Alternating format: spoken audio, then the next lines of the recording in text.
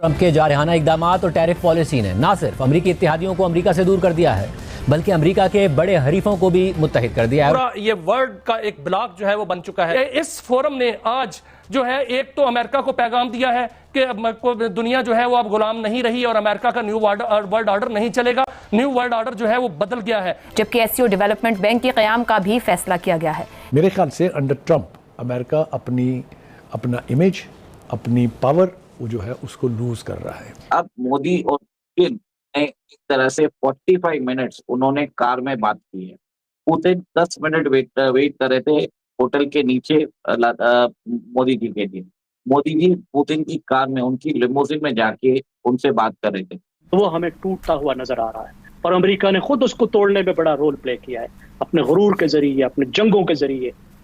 और हमें एक ऐसा निजाम उभरता हुआ नजर आ रहा है जिसमें ताकत के कई कुतुब मीनार हैं, जिसमें चीन भी है, भारत भी है, एशियान भी है, रूस भी है, अफ्रीका भी है, लातिनी अमेरिका भी है और आधी दुनिया की जीडीपी जिनके पास है। कार्टून जो आज से बहुत 125 छपा था, इसमें ये देखें, आप देख रहे हैं कि हाउ पीपल एनविसेज कि जो इंडिया है या चलें, उस वक्त तो पाकिस्तान नहीं था, ये 1925 में यानी ये छपा था कि कैसे ड्वार्फ हो जाएगा ये जो अमेरिका और यूरोप जो है, और वो आज हमें थोड़ा बहुत होता नजर आता है। मुलाकात में चीनी सदर ने ड्रैगन और हाथी की मिसाल दी थी और दोनों ममालिक के साथ चलने की बात की थी। कह के तो आए थे मैं जंगें बंद कराऊंगा, अभी वो दावा करते मैंने 7 जंगें बंद करा दी, पता नहीं कौन सी कराई। मैं तो कहता हूँ 2 शुरू कराई हैं उन्होंने। इस तरफ से आ गए अमन के दाई जी, कोई अमन शमन के दाई नहीं है वो।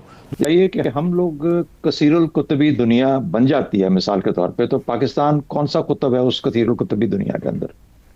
कहीं नजर आता है आपको पाकिस्तान? सर यूनिपोलर में भी अगर कहा जाए पाकिस्तान नहीं था, 1 या 2 पावर्स थी, मगर पाकिस्तान की अपनी इंपॉर्टेंस तो हमेशा रही है देखा जाए तो। बेगानी शादी में अब्दुल्ला दीवान। नमस्कार दोस्तों, जय हिंद। शंघाई कोऑपरेशन ऑर्गेनाइजेशन एससीओ के 25 शिखर सम्मेलन में एक ऐतिहासिक घोषणा कर दी गई है, जिसे सुनने के बाद ट्रंप समेत पूरा वेस्ट सदमे में है। दरअसल भारत ने एससीओ डेवलपमेंट बैंक बनाने की हामी भर दी है, जिसे चीनी विदेश मंत्री वांग यी ने पुष्टि की है कि एससीओ के सदस्यों ने डेवलपमेंट बैंक की स्थापना पर सहमति दे दी है। एक ऐसा विचार जिस पर पिछले 10 वर्षों से विचार विमर्श चल रहा था। डेवलपमेंट बैंक की स्थापना का प्रस्ताव चीन की ओर से रखा गया था और इसे अब सदस्य देशों से मंजूरी मिल गई है। इस फैसलों को वांग यी ने क्षेत्र की दक्षता और सामाजिक विकास को बढ़ाने का कदम बताया है। भारत जो एससीओ का एक महत्वपूर्ण सदस्य है और संभावित रूप से बैंक का दूसरा सबसे बड़ा शेयरधारक होगा और इस पहल में अहम भूमिका निभाएगा। वहीं दूसरी ओर पीएम मोदी के प्रेसिडेंट पुतिन से उनके प्राइवेट कार में सीक्रेट मीटिंग देख ट्रंप समेत पूरा वेस्ट सदमे में है। ये मीटिंग चीन में अचानक और इतनी सीक्रेटली हुई थी जिसकी भनक चीन को भी नहीं लगा था। ये 40 मिनट पुतिन के प्राइवेट कार में हुई थी। ये सीधे सीधे पीएम मोदी की तरफ से डोनाल्ड ट्रंप को मैसेज था। मुश्तरका एलामिया के मुताबिक तंजीम ने आलमी तिजारती निज़ाम की मजबूती और यकतरफा इक़्तिसादी पाबंदियों की मुखालिफत करते हुए डिजिटल इकॉनमी और ई कॉमर्स ताउन बढ़ाने पर इत्तफाक किया है, जबकि एससीओ डेवलपमेंट बैंक के क़याम का भी फैसला किया गया है। इजलास में दहशतगर्दी, अलहदगी पसंदी और इंतहा पसंदी के खिलाफ मुश्तरका जद्दोजहद पर इत्तफाक किया गया है। एलामिया में कहा गया है कि रुकन ममालिक अपने अज़्म की दोबारा तस्दीक करते हैं कि वो ज़्यादा नुमाइंदा, ज़्यादा जमहूरी और मुनसिफाना और कसीरुल क़ुत्बी आलमी निज़ाम के क़याम के पाबंद हैं, जो बैनुल अक़वामी कानून के आलमी सतह पर तस्लीम शुदा उसूलों पर मबनी हो, जिसमें अक़वाम मुत्तहिदा के चार्टर में दर्ज उसूल भी शामिल हैं। एससीओ के एलामियों को देखकर ये सवाल उठना वाजिब है कि क्या वाकई दुनिया कसीरुल क़ुत्बी आलमी निज़ाम की तरफ जाने के लिए तैयार हो चुकी है। पहले ही एससीओ और ब्रिक्स ममालिक मिलकर आलमी पैदावार का 35% हिस्सा रखते हैं, जो इसी पैदावार के 27% हिस्से से 8% ज्यादा है जो G7 ममालिक के पास है। आबादी के लिहाज से अमेरिका दुनिया की आबादी का 4.5% नुमाइंदगी करता है, जबकि चीन, रूस और भारत मिलकर करीबन 40% दुनिया की आबादी पर मुश्तमिल है। जो जियोपॉलिटिकल रुझान एससीओ और ब्रिक्स के रुकन ममालिक शुरू कर सकते हैं, वो करीबन वही जियोपॉलिटिकल रुझान है जो अमेरिका को दूसरी जंग अजीम के बाद मिला। दुनिया बदल रही है। देखिए, जैसे आपने बताया 1945 में दूसरी जंग अजीम के ख़त्म के बाद ताकत के 2 मीनार उभर कर सामने आए थे। एक सोवियत यूनियन था जिसमें से रूस निकला, रूस और बहुत से ममालिक उसमें शामिल थे, और दूसरा अमेरिका था। फिर 1991 के बाद इंसानी तारीख का एक अजीब दौर शुरू हुआ जिसमें एक मुल्क अमेरिका हाइपर पावर था।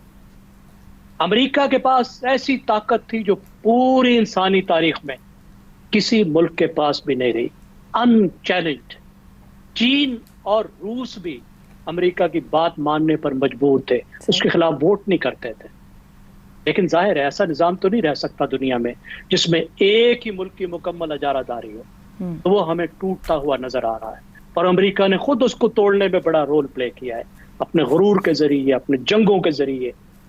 और हमें एक ऐसा निज़ाम उभरता हुआ नजर आ रहा है जिसमें ताकत के कई कुतुब मीनार हैं, जैसे आपने कसीरुल कुतबी एक निज़ाम कहा, जिसमें चीन भी है, भारत भी है, एशियान भी है, रूस भी है, अफ्रीका भी है, लातिनी अमेरिका भी है, और आधी दुनिया की जीडीपी जिनके पास है। अब उसमें आप देखिए, पहली जो चीज है, अहम तरीन चीज, कि मईशत की जो कशिश शकल है वो बदल रही है।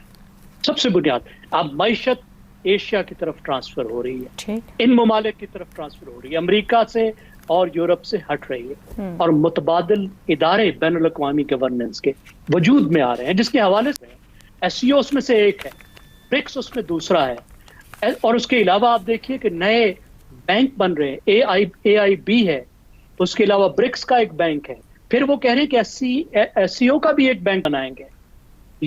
यानी ऐसे माशी इदारे उभर रहे हैं जो IMF, वर्ल्ड बैंक, G7 उसकी जगह लेने के लिए तैयार हैं। ये कि हम लोग कसीरुल कुतबी दुनिया बन जाती है मिसाल के तौर पे, तो पाकिस्तान कौन सा कुतब है उस कसीरुल कुतबी दुनिया के अंदर? कहीं नजर आता है आपको पाकिस्तान? सर, यूनिपोलर में भी अगर कहा जाए पाकिस्तान नहीं था, एक या दो पावर्स थी, मगर पाकिस्तान की अपनी इंपॉर्टेंस तो हमेशा रही है, चाहे स्ट्रेटेजिकली या ज्योग्राफिकली देखा जाए। तो बेगानी शादी में अब्दुल्ला दीवाना क्यों हो रहा है? इतने भी सर हम बेगाने नहीं, हमारे बगैर कहाँ ताकतों के फैसले होते हैं। सबसे पहले अपने आप को इस काबिल कीजिए कि आप एक कुतब हो या कसीरुल कुतब हो, आप उसमें कहीं ना कहीं किसी का पहचाने जाए। एग्रीड। सबसे पहली बात तो ये टिल्ट जो है वो तय करेंगे आबादी के एतबार से जी। अगर चाइना, पाकिस्तान, इंडिया, रशिया इसके अंदर है तो बाकियों का क्या हाल है वो तो आप देख लें। एक दूसरी बात यह है कि इट्स ए पावर गेम। जो टैरिफ लगा के जो जंग तजारती शुरू की थी उसने, चाइना ने उसको ऐसा सबक पढ़ा दिया है ऑलरेडी। अभी तो आगे आगे देखिएगा क्या होता है। देखे ना, उन्होंने वो जो रेयर अर्थ है उसकी सप्लाई बंद कर दी है, तो American industry is at a standstill. मेरे ख्याल से अंडर ट्रंप अमेरिका अपना इमेज, अपनी पावर वो जो है उसको लूज कर रहा है। वो कह के तो आए थे मैं जंगें बंद कराऊंगा, अभी वो दावा करते मैंने 7 जंगें बंद करा दी, पता नहीं कौन सी कराई। मैं तो कहता हूँ 2 शुरू कराई हैं उन्होंने जी। यूक्रेन की जंग जो है वो कभी कभी हमले होते थे एक दूसरे के ऊपर, ताबड़तोड़ हमले होने लग गए जब से मसूफ ने कहा कि मैं जंग बंद कराऊंगा।